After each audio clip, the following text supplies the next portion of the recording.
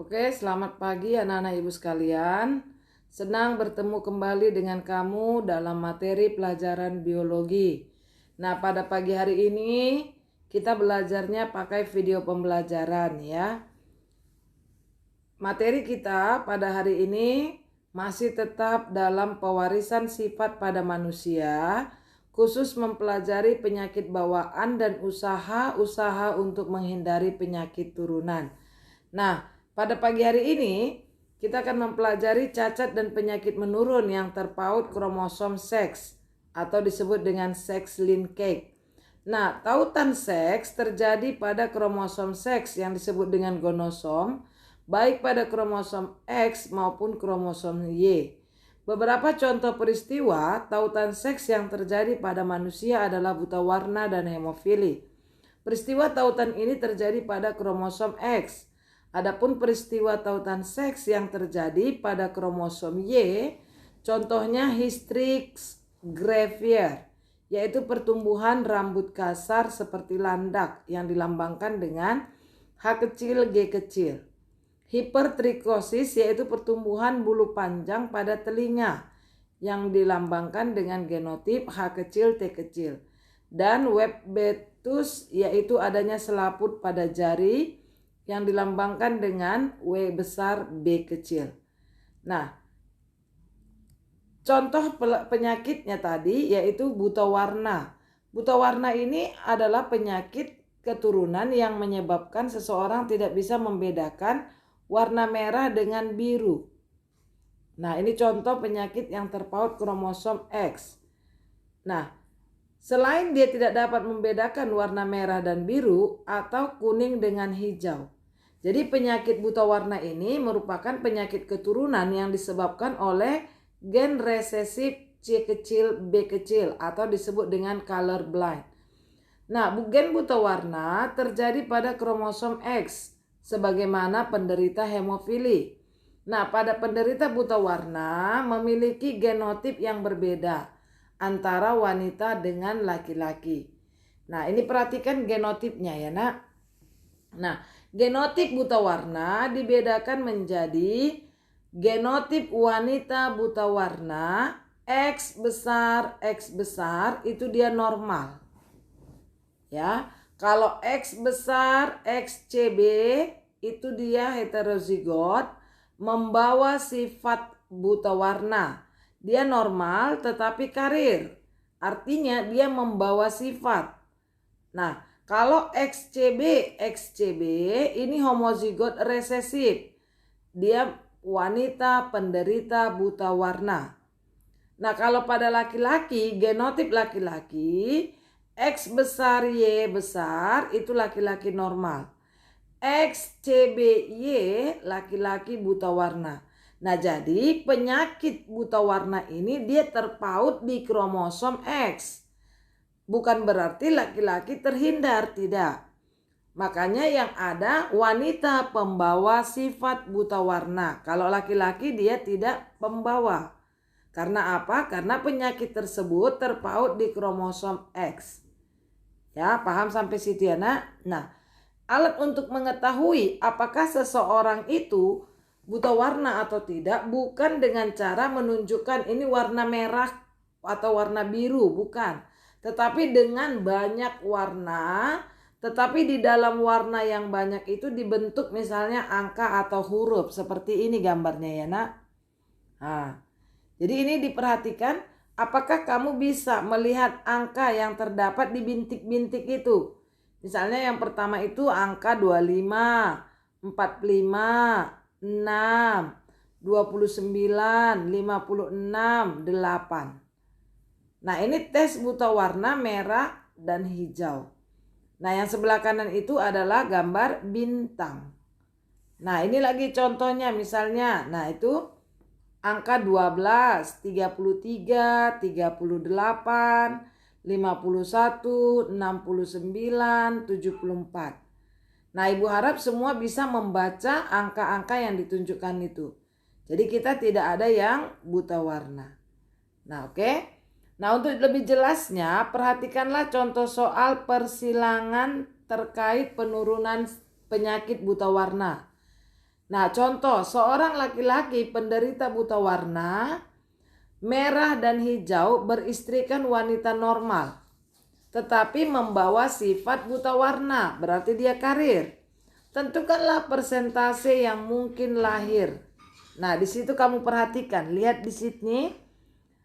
Ayahnya buta warna, berarti XCBY. Mamanya normal tapi karir, X besar XCB. Nah, gametnya berarti yang kiri X XCB, yang kanan XCBY.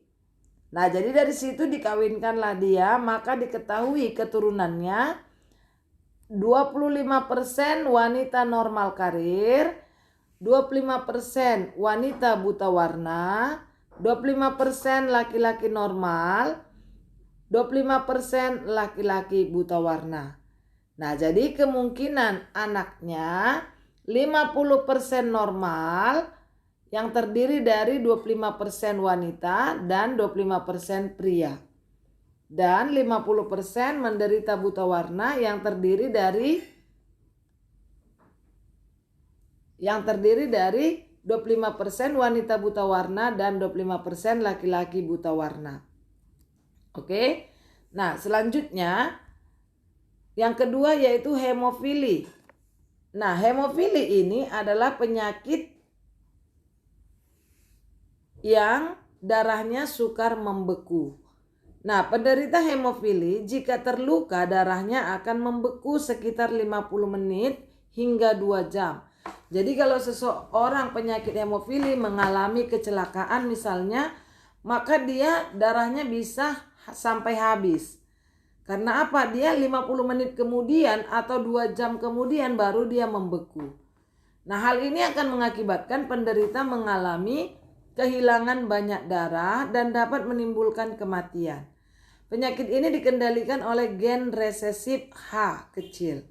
Jadi yang terpaut pada kromosom X. Nah, contoh silsilah penyakit hemofili adalah pada keluarga kerajaan Eropa, yaitu Ratu Victoria dari Inggris yang menderita hemofili. Nah, ini dia bagaimana gametnya, ya. Nah, penderita hemofili memiliki genotip yang berbeda antara wanita dan laki-laki. Nah, genotip hemofilia dibedakan menjadi genotip wanita. Nah, genotip wanita XH besar, ini wanita normal. Jadi dia homozigot dominan, dia normal. XH besar, XH kecil, ini heterozigot, dia normal tapi karir, artinya dia membawa sifat hemofili. XH kecil, ini homozigot resesif, dia menderita hemofili. Nah, kalau pada laki-laki, XH besar Y itu laki-laki normal, XH kecil Y laki-laki hemofili. Nah, itu perhatikan gametnya dan fenotipnya. Ya, jangan sampai lupa mana genotip dan fenotipnya. Nah, bagaimana contoh gambar orang yang kena penyakit hemofili? Ini dia. Jadi hemofili menyebabkan tubuh kita kekurangan protein yang dibutuhkan dalam proses pembukuan darah.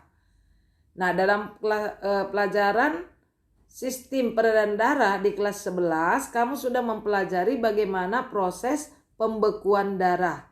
Trombokinase, ya. Nah, jadi ini dia gambar orang yang penyakit hemofili. Nah, untuk memperjelas bagaimana penyakit hemofili ini diwariskan kepada anaknya, kita perhatikan contoh soal berikut mengenai penyakit hemofili yang terpaut kromosom X, di mana seorang wanita karir hemofili bersuamikan laki-laki normal. Tentukanlah persentase anak-anak yang mungkin lahir. Nah, wanita karir tapi hemofili berarti dia genotipnya XH besar, XH kecil. Menikah dengan laki-laki normal berarti XH besar Y. Itulah induknya yang mau dikawinkan. Nah, ini dia perkawinannya.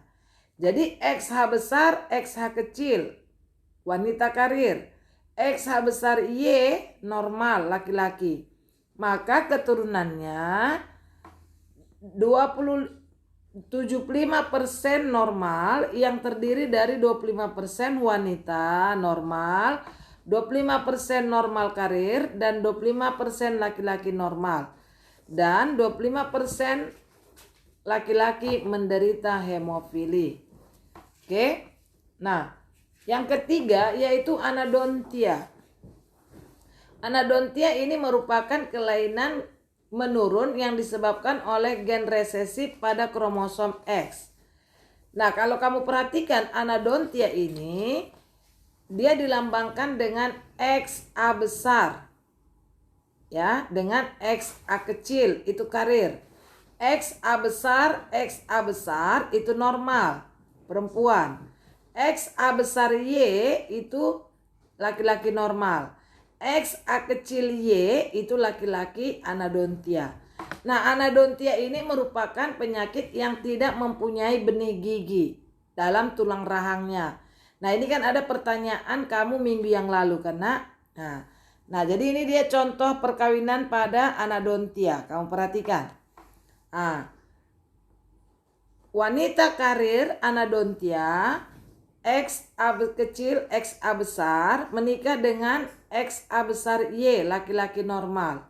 Maka anaknya perempuan karir, pria anadontia, 25% wanita laki-laki normal dan 25% wanita normal. Nah, itu dia penyakit yang terpaut kromosom X yang ketiga. Nah, yang keempat yaitu sindrom Lesnihan. Ini karena pembentukan purin yang berlebihan. Ingat, purin itu pelajaran kita kemarin yaitu adenin dan guanin, purin pirimidin, ya, sitosin dan timin. Nah, penyakit sindrom Lesnihan ini ditemukan pada pria. Terdapat kelainan metabolisme bawaan, adanya defisiensi HGPRT, di mana pada keadaan ini produksi asam urat yang berlebihan sehingga ekskresi meningkat. Ya, ini kamu perhatikan penyakitnya, sindromnya. Oke. Nah, selanjutnya hidrosefali terpaut kromosom X. Ya. Hidrosefali ini adalah penyakit yang ditandai adanya cairan di kepala, di otak, sehingga kepala membesar. Ya, cairan apa itu? Adanya penimbunan cairan cerebrospinal di dalam otak. Nah, dia jadi bayinya itu seperti ini. Nah, penyakitnya namanya hidrosefalus. Ya, nama penyakitnya hidrosefalus. Ini dia, perhatikan, Nak. Oke. Nah, selanjutnya gigi coklat. Ini disebabkan oleh gen dominan B besar terpaut kromosom X. Alel resesif gen B kecil menentukan gigi normal. Jadi dia kalau kena penyakit B besar, B kecil normal. Ya. Nah, kebalikan tadi dengan hemofili. Kalau hemofili H kecil yang hemofili, H besar yang normal. Nah, makanya di sini perhatikan contoh perkawinannya. Ayahnya mamanya XB kecil, giginya normal. Menikah dengan ayahnya, giginya coklat, XB besar Y. Nah, maka gametnya karena mamanya tadi gigi normal, homozigot resesif, maka turunkan hanya satu, XB kecil. Nah, XB besar Y, maka anaknya 50% perempuan gigi coklat dan 50% laki-laki gigi normal. Ya. Nah, ini contoh gambar gigi coklat. Oke. Nah, itulah penyakit yang terpaut kromosom X. Ya, sekarang kita akan memasuki bagaimana upaya menghindari penyakit kelainan menurun. Nah, pada umumnya, gen yang menyebabkan kelainan menurun pada manusia sulit untuk dilacak. Oleh karena itu, Agar pewarisan sifat tersebut dapat dilacak serta dihindari, perlu dilakukan beberapa upaya, yaitu ada 2 upaya, yaitu secara eugenetika dan eutenika. Nah, eugenetika ini yaitu perbaikan sosial yang meliputi penerapan atau implementasi hukum-hukum pewarisan sifat, antara lain dengan cara menghindari perkawinan dengan keluarga dekat, karena dapat memungkinkan rekombinasi gen-gen resesif yang umumnya menimbulkan ketidaknormalan. Nah, ini biasanya kalau orang Batak itu yang marpariban itu diusahakan dihindari ya, karena masih gennya itu masih dekat ya. Nah, harus memahami hukum-hukum hereditas bagi generasi muda. Tidak menikahkan orang-orang yang mengalami gangguan mental seperti idiot, imbisil, dan debil. Memelihara kesehatan fisik dan mental menggunakan peta silsilah. Peta silsilah ini dapat menunjukkan keadaan atau sifat individu dalam keluarga besar atau satu garis keturunan, sehingga dapat dilacak adanya individu yang mewariskan sifat kepada keturunannya. Makanya kadang perlu kalau untuk melangsungkan pernikahan, orang sering lihat bobot bibit bebetnya ya. Nah, lalu berikutnya apa? Dilakukan pemeriksaan kesehatan dan asal usul calon pasangan suami istri. Tapi mungkin kalau ini agak rada-rada gimana gitu ya nak ya. Karena apa? Nggak mungkin kalau kamu mau menikah, kamu periksa dulu kesehatan calon pasanganmu. Tapi dari kamu lihat saja mungkin kamu bisa melihat bagaimana kesehatannya. Nah, akan tetapi pasangan yang sudah menikah dapat melakukan upaya untuk mengetahui lebih awal kondisi kandungannya. Hal ini dapat dilakukan misalnya dengan amniocentesis. Apa itu amniocentesis? Itu merupakan cara untuk mengetes kemungkinan adanya kelainan pada kromosom pada bayi yang masih dalam kandungan ibunya. Waktu yang paling baik untuk melakukan amniocentesis ini adalah pada saat usia kehamilan mencapai 14 sampai 16 minggu. Ya. Nah, itulah secara eugenetika. Nah, yang kedua secara eutenika. Eutenika ini yaitu dilakukan melalui pengelolaan lingkungan. Ya, seperti pendidikan, peningkatan gizi, perbaikan tempat tinggal, olahraga, dan rekreasi. Nah, jadi lingkungan itu juga mempengaruhi fisiknya. Ya. Nah, contoh misalnya perbaikan mutu pendidikan, perbaikan tempat tinggal, perbaikan menu makanan. Misalnya harus memenuhi kriteria 4 sehat, 5 sempurna. Dan perbaikan lingkungan. Maka kita kalau lingkungan kita sehat, bersih, rajin olahraga, dan sering-sering berekreasi, maka akan mempengaruhi keturunan yang lebih baik lagi. Karena apa? Semuanya dalam keadaan fresh. Oke, sampai sini pertemuan kita. Kalau ada yang mau ditanyakan, boleh silakan ditanyakan di Google Classroom atau lewat WhatsApp kepada Ibu secara japri. Ya, selamat belajar, kerjakan kuisnya dan tugasnya. Semoga tetap sehat dan sukses selalu buat anak-anak Ibu.